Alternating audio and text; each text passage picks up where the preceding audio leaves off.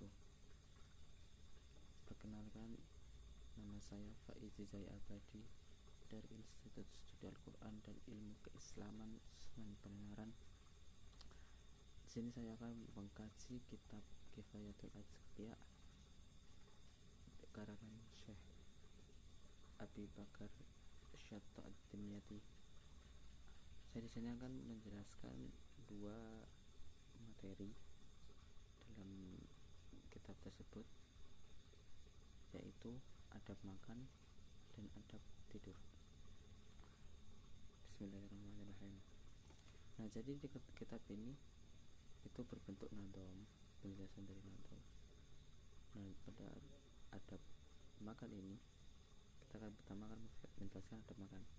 Ada 3 nadom yang berbunyi la syai'a anfa'u min taqalluli aklihi wa syarabihi bi jismi wa dini ta'ala. Ini nadom pertama. Tidak ada yang lebih bermanfaat daripada menyediakan makanan dan minuman bagi badan dan agama. Afatu syaba'in saqalu jismi waswatul qalbi al-izalatu futunatin mutamal milah.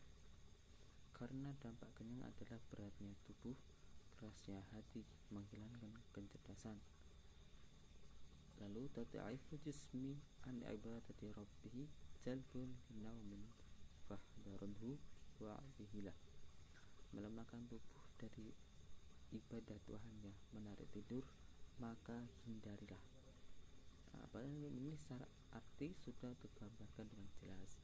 Tidak ada yang lebih bermanfaat dari menyedikitkan makan dan minum, karena dampak jika tidak menyedikitkan makan atau kenyang akan mengarah ke kerasnya hati, lemahnya badan untuk beribadah.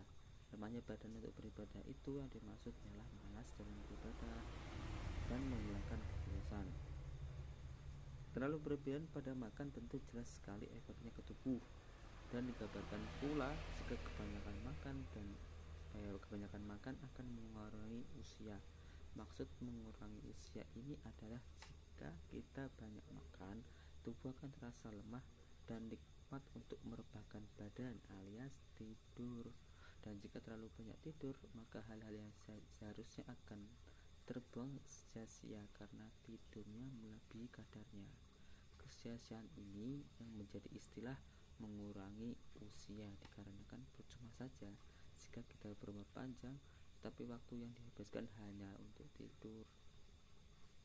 Pada kitab ini juga diterangkan pula untuk takarannya bagi tubuh ialah sepertiga. Ini dalam tubuh ya, dalam isi tubuh itu sepertiga itu untuk makan, sepertiga itu untuk minum, dan sepertiga itu untuk nafas. Di kitab ini juga menyatakan barang siapa yang sedikitkan makan, tubuhnya akan sehat, hatinya akan lembut, dihindarkan dari lemahnya berpikir dan hafalan. Karena makan ada istilah umum ya, ini perkara umum, itu makan bisa berubah pikiran. Itu yang sering terjadi di kehidupan. Jadi kita memakan apa, kita memakan apa itu bisa merubah pikiran kita. Nah, karena makanan itu yang mendarah daging. Nah, maka dari itu dianjurkan untuk menyedikitkan makan agar supaya tubuh, pikiran, dan hati tetap sehat, jernih, terhindar dari penyakit. Berikutnya saya akan menjelaskan tentang adabun naum, yaitu adab tidur. Dalam kitab ini pada bab adabun naum terdapat 2 nadom yang berbunyi la tajliban nauman wa la takuna iman illa ala dzikrin wa dhuhrin kamilan. Jangan menarik tidur dan jangan tidur kecuali dengan zikir dan suci yang sempurna. Lalu dalam kedua, la ba'sa in doja'ta zawjaka lam tasir fi ghaflatin wa talamusin mustarsilan. Tidak apa jika kamu meniduri istrimu yang tidak menjadi lupa dan lepas kendali. Pada nadom pertama, pengarang menjelaskan bahwa janganlah kita tidur sebelum berzikir dan suci yang sempurna. Maksud dari pengarang kitab ini, kita diharuskan bersuci dan berzikir. Zikir yang dimaksud itu berdoa sebelum tidur. Pengarang kitab menjelaskan bahwa ada doa yang lebih lengkap atau lebih tinggi sedikit tingkatannya dari doa bismika Allahumma bismika itu loh yang kerap kita lakukan sehari-hari. Apa doa tersebut? Doa tersebut tuh berbunyi bismika Allahumma wada'tu jambi wa bika arfa'hu Allahumma inam sakta nafsi faghfirlaha warhamha wa yasaltaha wahfadha bima tahfadu bi ibadaka sholihin. Nah, dari lafalnya saja itu sudah terlihat wow gitu, karena ada lafal yang berbunyi inam sakta nafsi atau ngeker nafsu ya, tidur saja itu dengan niatan malam nafsu, dan lafal faghfirlaha sampai selesai itu bermaksud jika si pendoa ini diangkat nyawanya, kan tidur kan diangkat ya nyawanya, maka dia itu memohon untuk meninggal seperti orang soleh. Itu doa dari musonef. Terus ada musonef juga menyantumkan doa yang lebih sahih, itu dari sahabat Nabi yang bernama Ibnu Abbas. Apa isi doa tersebut? Isi doa tersebut ialah Allahumma la tu'mina makroka wa la tunsina zikroka wa la takshif anna satroka wa la taj'alna minal ghafilin. Allahu ba'asna fi ahabis sa'ah ilaika hatta nadhkuruka wa tadhkuruna wa nas'aluka wa tu'tina wa nad'una fatastajibu wa nastaghfiruka. Dan dijelaskan dalam kitab ini jika kita membaca doa ini ya, itu karena doa ini juga menjelaskan meminta memohon kepada Allah itu untuk dibangunkan saat malam ini, disebut malam di waktu-waktu terbaik. Apa itu maksudnya? Itu waktu tahajud. Dijelaskan ini pada kitab ini, itu Allah ya, jika seseorang membaca doa ini tuh Allah itu mengutus satu malaikat itu untuk membangunkan orang tersebut. Allah mengutus turun membangunkan. Dan jika orang ini tidak bangun, maka malaikat ini akan kembali ke atas.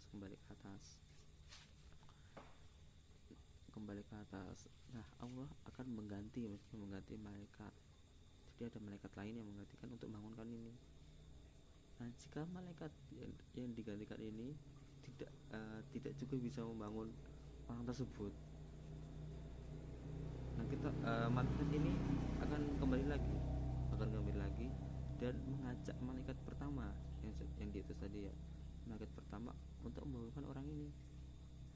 Nah, jika tidak bangun lagi, ya malaikatnya akan berdoa kepada Allah, dan Allah itu akan menghitung tidurnya orang ini berpahala, dan pahalanya itu sebanyak ke malaikat yang diutus. Maksudnya kan ada 2 malaikat, nah berarti 2 pahala. Ini masya Allah sekali, karena tidur saja berpahala. Dalam kitab ini juga diterangkan bahwa Nabi itu juga berkata, jika tidur dalam keadaan suci itu ruhnya akan diangkat sampai arsy, karena arsy itu dan ruhnya itu akan diangkat sampai arsy. Nah, berarti kan dia bermimpi. Maka dari itu mimpinya itu benar. Karena apa? Karena di arsy itu ada laful mahfud. Laful mahfud kan itu yang semua takdir yang terjadi di alam semesta ini kan sudah ada di situ. Jadi jika seorang ke laful mahfud itu, maka mimpinya itu benar. Maka banyak ya orang-orang soleh yang bermimpi dan mimpinya itu menjadi kenyataan, dan itu benar. Di dalam kitab ini kan diterangkan seperti itu. Tapi kan tadi kan jika diterapkan di suci. Nah, musonaf ini menjelaskan, menegaskan sucinya itu bukan hanya suci jasmani saja. Maksudnya kayak bukan kayak suci wudu saja, bukan seperti itu. Tapi ada juga suci batin. Nah, ini kan tasawuf, ini kan kitab tasawuf ya. Suci batin yang dimaksud musonef itu suci dari hawa nafsu, dari kedonyan apa itu duniawi, terus suci dari iri dengki dan dari hasud. Nah, karena hal-hal tersebut yang disebut oleh musonef tersebut itu yang mengunci hal-hal gaib. Hal-hal gaib itu kan hal-hal yang diketahui manusia. Lalu pada notum kedua ini itu tersusun untuk bab tidur pasangan suami istri. Tetapi kan sudah di dalam artinya ya. Dalam artinya itu kan sudah dijelaskan yang la ta'sa indu ja'ta sejak dalam tafsir itu kan tidak apa jika kau tidur istrimu yang tidak menjadi lupa dan lepas kendali. Kan jika kita sudah berpasangan suami istri, nah kita kan kalau sudah bersuci dan menyentuh istri kita itu kan termasuk batal. Maka ini ada yang hafalnya itu la ba'sa indo ja'taka kalam tasir. Kan tidak apa jika kau menegur istrimu yang tidak menjadi lupa dan lepas kendali. Kan misal gini, perumpamannya gini, kita tidur terus kita tidak sengaja menyentuh istri kita, kan kita batal tuh. Nah, faedahnya toharoh itu, faedahnya suci itu, kita tidur ini sudah bersuci ya, ini dalam keadaan bersuci, dan kita mau tidur dalam keadaan kita itu sudah bersuci dan gak sengaja kita menyentuh istri kita. Itu kita tidak diharuskan untuk bersuci kembali, tapi kan tidak ada ini yang tidak menjadi lupa dan lepas kendali. Itu maksudnya itu ya yang tidak lupa. Jadi kita tidak menikmati momen-momen itu. Maksudnya gini, kan kita menyentuh istri kita, menyentuh istri kita, terus nah itu kan keadaan lalai, tapi kita jangan melanjutkan kelalaian tersebut atau bahkan menikmati kelalaian tersebut. Jika kita menikmati kelalaian tersebut, maka kaidah taharahnya itu sudah batal.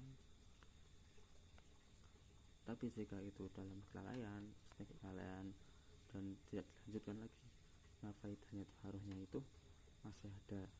Maksudnya kita tidur itu masih dalam keadaan suci dihitungnya. Itu materi yang mungkin bisa saya sampaikan. Semoga materi yang sedikit ini bisa bermanfaat bagi pendengar semua, dan syukur-syukur bisa dipraktekkan dalam kehidupan sehari-hari.